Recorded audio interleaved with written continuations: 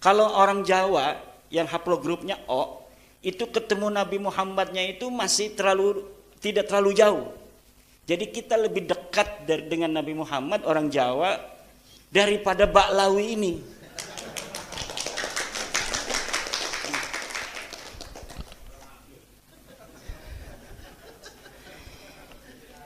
Itu Kiai dapatnya dari mana? Ya saya kan punya teman dokter dari BRIN. Dokter dari BRIN yang sekarang beliau giat untuk memberi pencerahan kepada masyarakat Indonesia tentang bahwa pengakuan Baklawi ini secara ilmu DNA itu mustahil. Jadi secara ilmu DNA mustahil, secara ilmu nasab tidak terkonfirmasi dalam ilmu sejarah. Tidak terkonfirmasi itu apa? Maudhu'un munqati'un mardudun. Nasab mereka itu tidak menerima. Ya silahkan kalau tidak menerima, dalilnya mana? Sampai sekarang tidak ada. Tidak ada dalilnya. Bahkan kalau mereka memberikan dalil itu yang akan memakan mereka. Semakin mereka membuat dalil itu yang memakan mereka. Kenapa? Ya orang nggak ada apa-apa di sananya, blank. Ditulis sekarang ini manuskrip, bikin sendiri. Ya emangnya manuskrip palsu itu nggak bisa diteliti? Bisa diteliti Pak, nggak bisa. Manuskrip itu bisa diteliti. Orang nggak bisa ngebohong dengan kertas, nggak bisa. Kalau misalnya dia ini salinan, kayak kemarin Murtado Az-Zabidi. Murtado Az-Zabidi katanya mengarang kitab Ar-Raudul Jali. Murtado Az-Zabidi itu 1205, abad 13 Hijriah awal. Katanya mengarang kitab Ar-Raudul Jali. Ini Az-Zabidi ulama besar, pensarah kitab Ihya Ulumuddin. Pensarah. Makanya Yai Afif husnudon pada Imam Zabidi, Yai Afifuddin Muhajir, wakil Rais Am. Wah, kalau misalnya beliau bikin status nasabu ba'alwi bainal musbitina wal munfin. Kiai Imad lahu dalilun wa Murtado Zabidi lahu dalilun. Kiai Imad punya dalil, Murtado Zabidi punya dalil. Waduh, berarti kata saya Yai Afif belum tahu kalau kitab Murtado Zabidi Ar-Raudul Jali ini palsu. Maka saya bikin tulisan laporan kepada Yai Afif bahwa kitab ini palsu.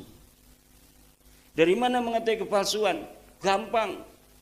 Karena kitabnya sekarang sudah dicetak oleh pakar muhakkik yang ada di Yaman, namanya Ba'zib. Nah, di dalam terbitan yang terbaru 2022 itu dia membuat sebuah muqaddimah di dalam kitab cetakannya itu yang menerangkan bagaimana bisa adanya kitab Ar-Raudul Jali. Ternyata di dalam penelitian Ba'zib itu, Dr. Ba'zib dari Yaman, bahwa kitab yang dikatakan karangan Murtado Zabidi ternyata tidak dikenal. Kitab itu disebut manuskripnya ditulis oleh Hasan Muhammad Qasim. Hasan Muhammad Qasim ini wafat 50 tahun yang lalu. Di dalam keterangan itu dia mendapatkannya dari sebuah manuskrip yang ada di Khazanah Al-Wafaiyah di Mesir. Diteliti oleh Ba'zib, kitabnya tidak ada. Yang katanya tulisan seseorang yang bernama Abdul Mu'ti. Katanya ini tulisan Abdul Mu'ti, saya menyalinnya dari sana. Ternyata tulisan Abdul Mu'ti itu tidak ada. Berarti kalau tidak ada, dia mengarang. Lalu bagaimana, apa motifnya? Seorang Mesir yang bernama Muhammad Hasan Qasim menulis tentang Baklawi. Ada benang merahnya. Yaitu karena dia teman seseorang di Mesir yang bernama bin Yahya. Saya lupa apakah Ali apa Muhammad bin Yahya, dari keluarga Ba'alwi. Dan Alwi bin Tahir yang ada di Bogor dan di Johor, karena dia itu sering bolak-balik Bogor, Johor, karena punya tugas sebagai mufti di Johor, orang Ba'lawi, mendapatkan manuskrip ini dari bin Yahya Mesir ini. Lalu bin Yahya Mesir ini, menurut asumsi saya, dia menyuruh Hasan Muhammad Qasim untuk menulis itu. Kemudian Ba'dib ingin mengetahui siapa sih Hasan Muhammad Qasim, diteliti oleh Ba'dib, ternyata Hasan Muhammad Qasim memang tukang bikin kitab palsu. Dia telah terbukti memalsukan seorang ulama besar namanya Al-Ubaidili Al-Aqiqi. Ulama besar yang hidup di abad 3 Hijriah.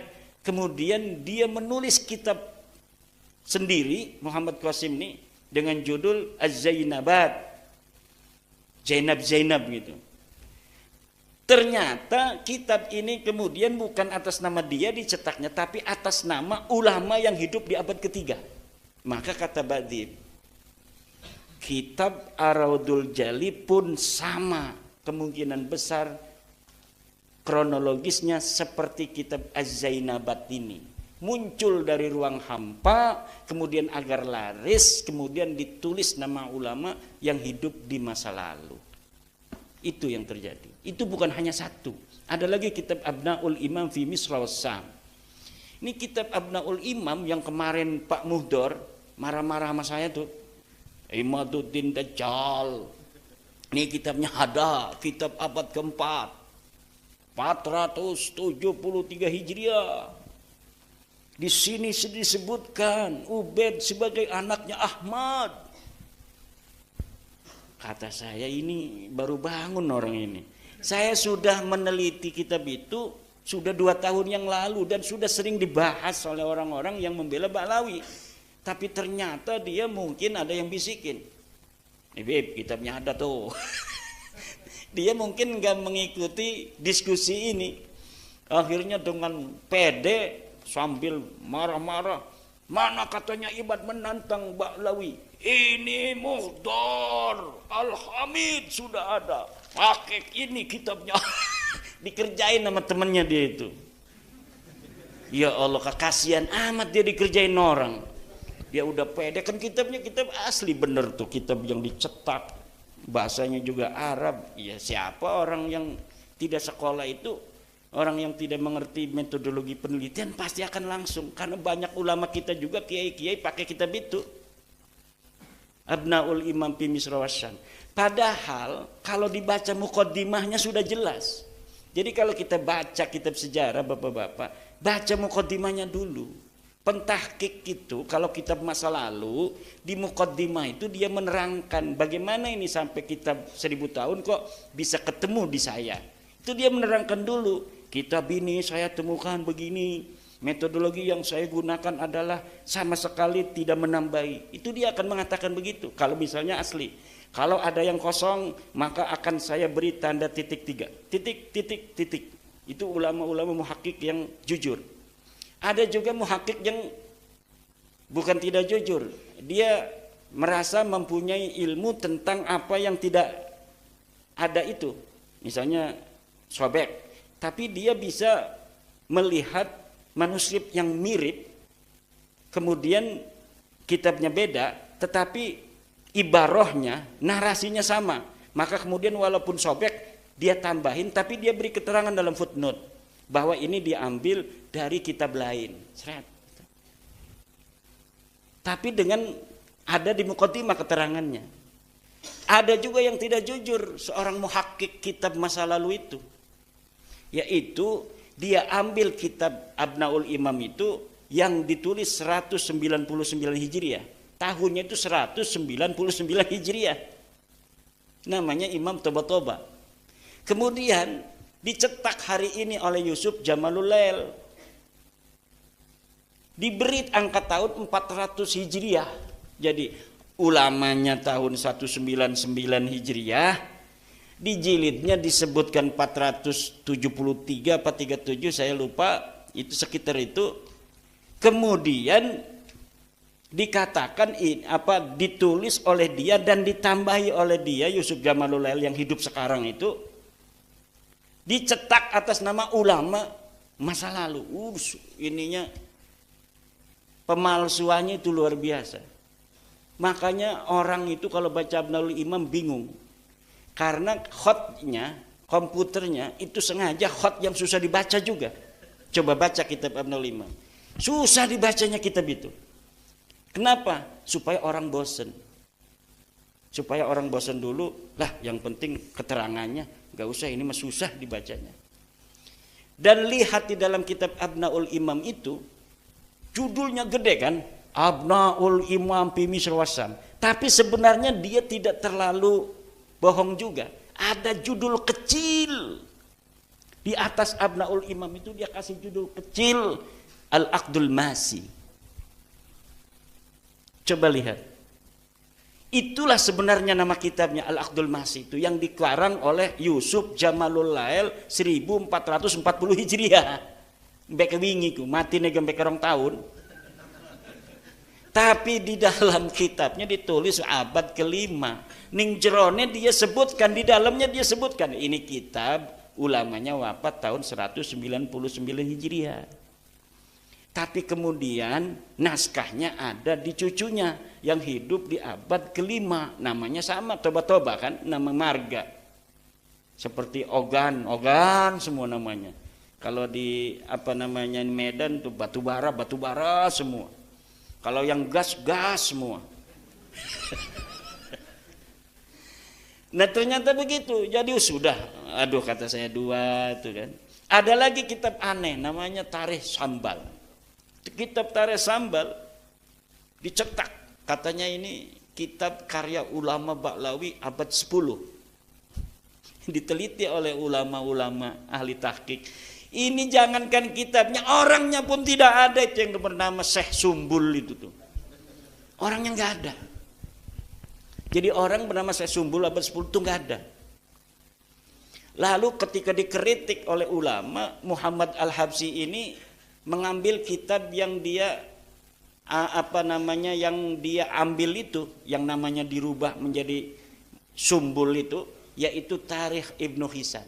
Sebenarnya kitab itu adalah karangan Ibnu Hisan. Apa dia motifnya sampai mengganti nama? Motifnya sangat mudah untuk ditebak, untuk mempertahankan nasab.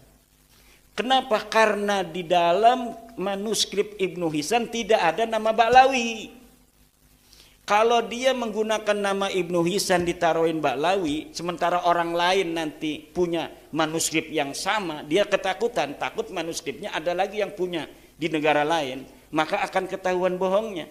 Maka sekalian saja nama pengarangnya diganti agar tidak terdeteksi.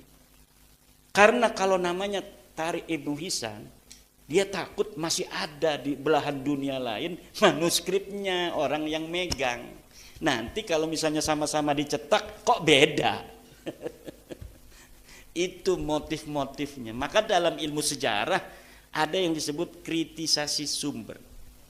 Jadi setelah heuristik itu ada kritisasi sumber. Udah kitabnya numpuk, manuskrip numpuk, ini satu-satu diteliti. Ini katanya Ardul Jali Murtado Az-Zabidi. Betul nggak ini karangan Murtado Az-Zabidi? Coret, tidak layak untuk dijadikan sebagai sumber karena pengarangnya palsu. Dan di dalamnya itu baru melihat dari mana dia muncul. Kalau kita baca satu-satu banyak kebohongan. Masa iya seorang Murtado Az-Zabidi itu berbohong? Orang mengatakan di dalam kitab Ardul Jali itu Ibnu Hajar, Al-Ubaidili telah menulis bahwa Ahmad bin Isa hijrah ke Yaman. Ditulis di dalam Ardul Jali. Lah kita punya kitab Al-Ubaidili namanya Tahdhibul Ansab. Kita lihat di dalam kitab Al-Ubaidili betul enggak itu Ahmad bin Isa hijrah ke Yaman? Enggak ada. Masa iya saya Murtado Zabidi bohong? Kalau kita meyakini itu kitabnya Syekh Murtado Zabidi, berarti kita menuduh Syekh Murtado Zabidi yang mengarang Ihya itu sebagai pendusta. Dan bukan hanya itu, banyak lagi tentang Mauladawilah dan sebagainya ditulis. Padahal masa hidup Mauladawilah dengan katanya orang yang dia mengirim surat kepadanya itu tidak satu masa. Banyak itu. Kemudian yang terakhir itu Rumel, katanya ada kitab abad sekian. Bin Jadid mengarang kitab Al-Arba'un. Mana kitabnya? Enggak mau katanya. Belum boleh oleh sponsor saya. Bukan belum boleh, karena kalau disebutkan saya bisa mengatakan itu palsu. Karena gampang untuk meneliti sebuah algoritma yang telah kita banyak baca, hal-hal yang berkaitan dengan sebuah nasab yang kita teliti. Itu gampang karena algoritmanya sudah jelas. 1, 3, 5, 7 udah jelas. Nggak mungkin 1, 5, 7 langsung ke 10, nggak bakal. Algoritmanya kan 1, ganjil kan, 3, habis 3, 5, habis 5 berapa? 7, nggak mungkin 1, 3, 5, 6. Salah itu sama guru matematika langsung dicoret. Saya sudah bisa untuk menebak algoritma yang akan diberikan oleh siapapun yang memberikan bantahan itu. Kalau misalnya tidak masuk algoritma yang sudah ada, yang dibangun oleh ulama dari abad 4 sampai abad 9, dia sendirian ini ada tanpa ada konfirmasi dari ulama-ulama yang ada di masa itu, udah jelas ini palsu. Belum melihat kertasnya, baru melihat narasinya, saya sudah bisa mengatakan itu palsu karena tidak sesuai dengan algoritma yang sudah dibangun oleh ulama dalam catatan kitab-kitab mereka tentang nasab itu. Wong lakaje, misalkan begini, ada orang mengaku saya pengurus NU, maka saya sekarang mau mencalonkan diri menjadi ketua umum PBNU karena dari dulu saya dari MWC saya sudah jadi pengurus MWC. Sebagai apa dulu pengurus MWC? Saya sebagai LBM. Nah, tahun berapa?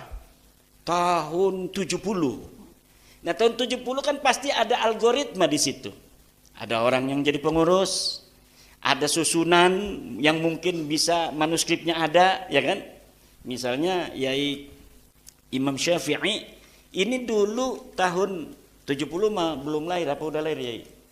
Belum kan? Misalnya jangan tahun ini lah, tahun 2000 Yai Muhammad Imam Syafi'i sebagai, jangan tahun 2000, sekarang aja nih. Tahun 2024 Yai Imam Syafi'i ketua PCNU Lampung Barat, betul tidak? Ada sekretarisnya tadi hadir, punya kan dilaminating kan? Nanti ada orang mengaku pengurus PCNU Lampung Barat tahun 2024, mengaku dia wakil sekretaris misal. Mana dia bikin palsu di komputer, sendiri nama dia. Satu, iya ada nama dia Soeharto misal. Tapi di punyanya Yai Imam Syafi'i tidak ada nama Soeharto. Di punyanya Sekjen tidak ada, tahunnya sama, tanda tangannya sama di bawahnya. Tapi namanya beda. Ini Soeharto muncul di dalam manuskrip dia doang sendiri. Di punya orang lain, pengurus lain tidak ada nama Soeharto. Ini yang salah ini sendiri, apa yang banyak itu? Ini nih sendiri yang palsu nih. Dia hanya bikin kepalsuan ini untuk nyalon ketua umum PBNU. Itu yang terjadi dengan Nasab Alwi daripada manuskrip-manuskrip yang coba untuk mengelabui publik itu yang telah dikemukakan.